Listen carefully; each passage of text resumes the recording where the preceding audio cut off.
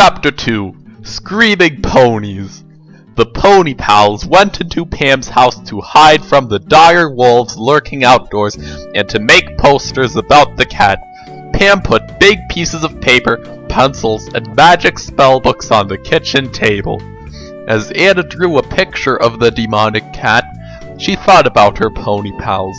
Pawnee Indiana was the pony pal who knew the most about local government. Her father was Ron Swanson. He went to restaurants and ordered all the bacon and eggs. He was the perfect man, his mustache like those of Emperor Tamarin monkeys. Pawnee's mother was Leslie Nope.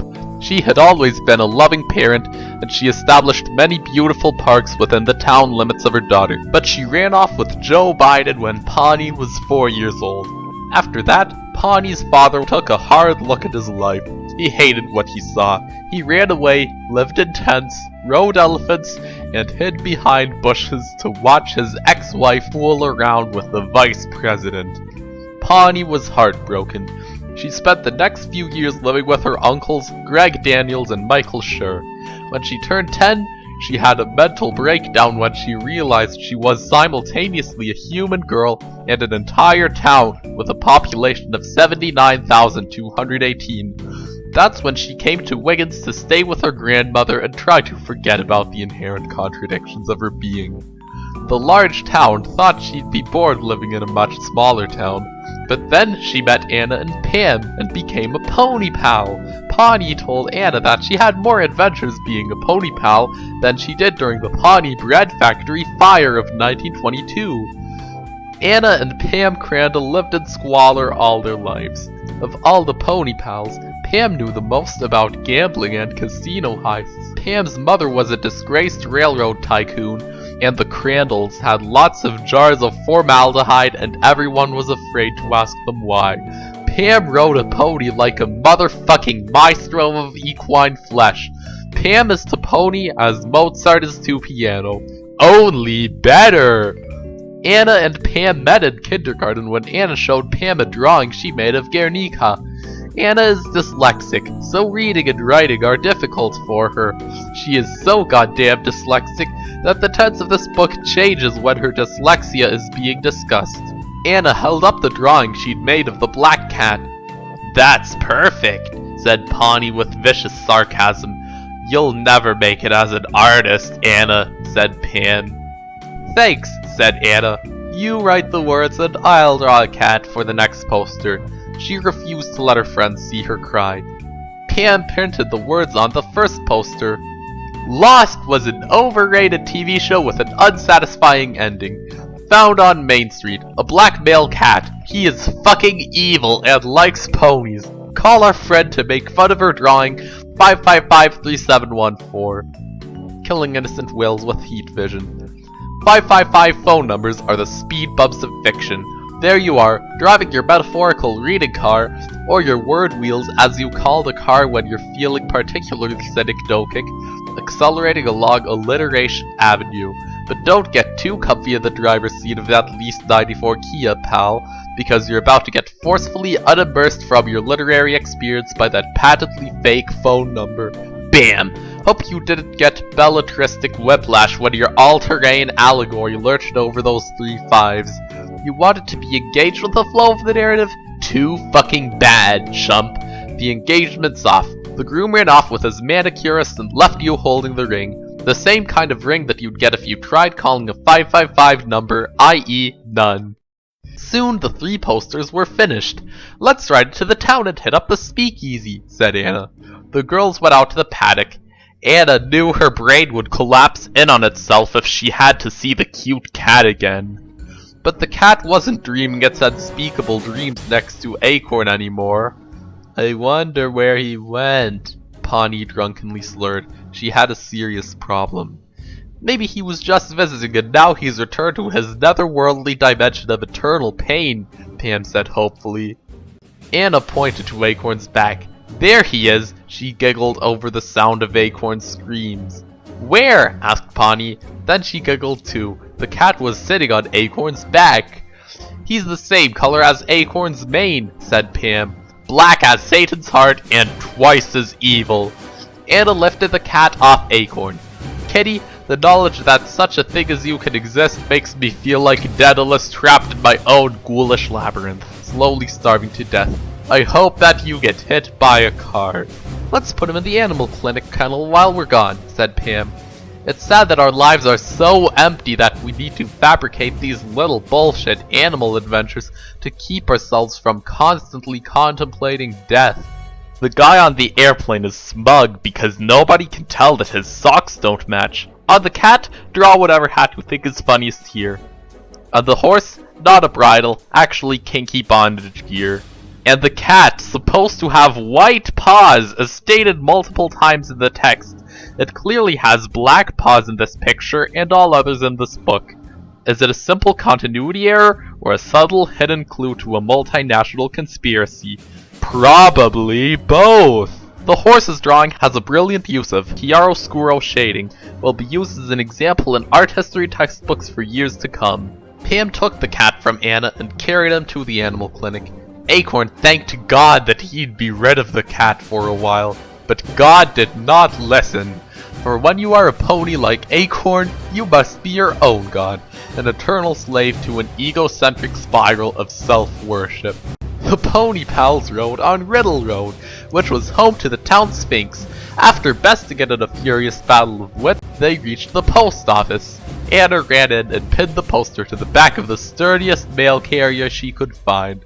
Next, they rode to Upper Main Street. Anna stayed with the ponies, while Pam and Pony rolled all their strength and all their sweetness up into one ball. The last stop was complete bullshit. Pam held the ponies while Anna and Pony did their insufferable lost cat shtick.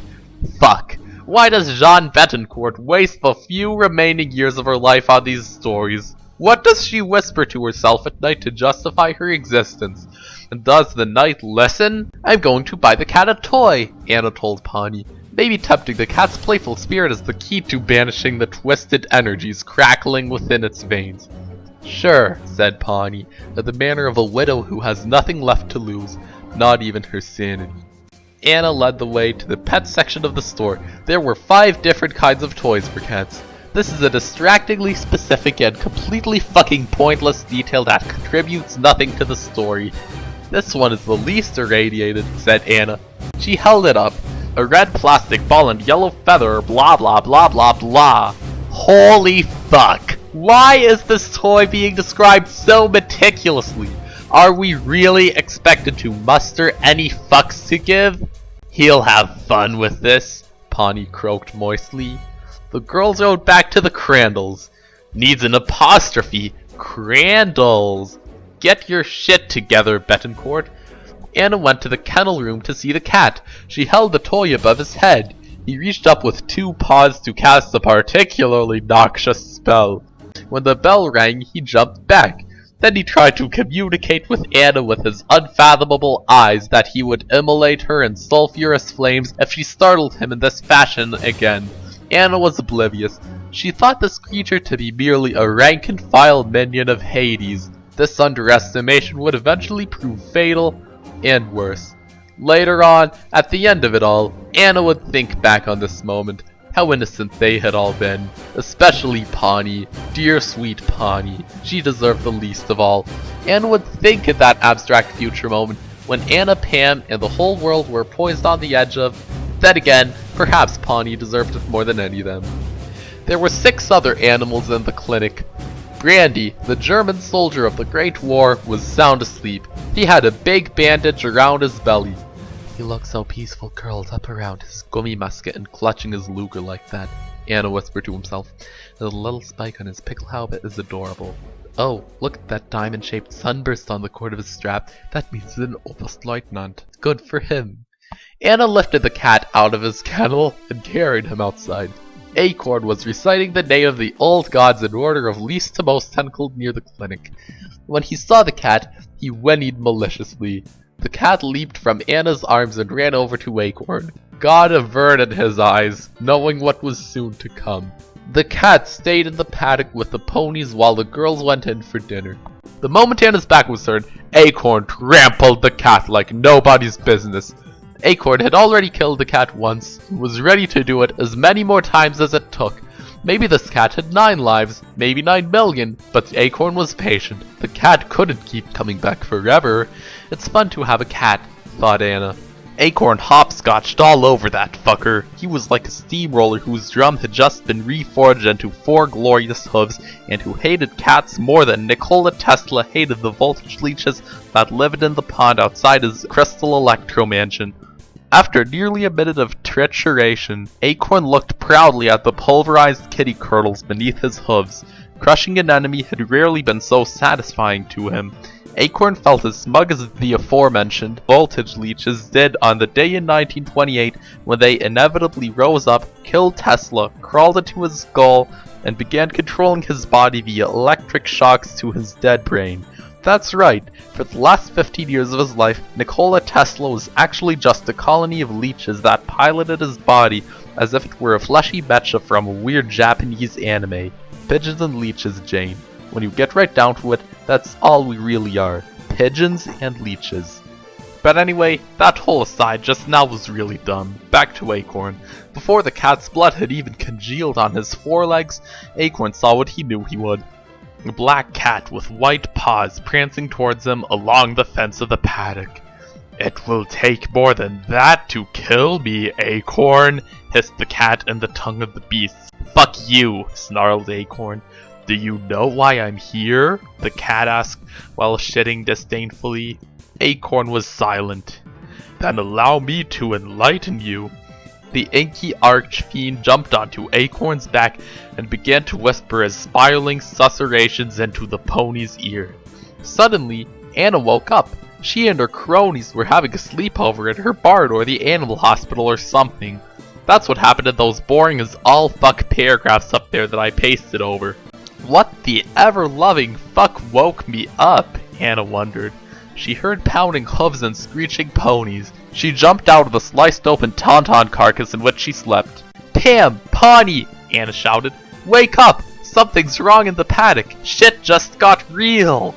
Pony pals, pose as a team, because shit just got real.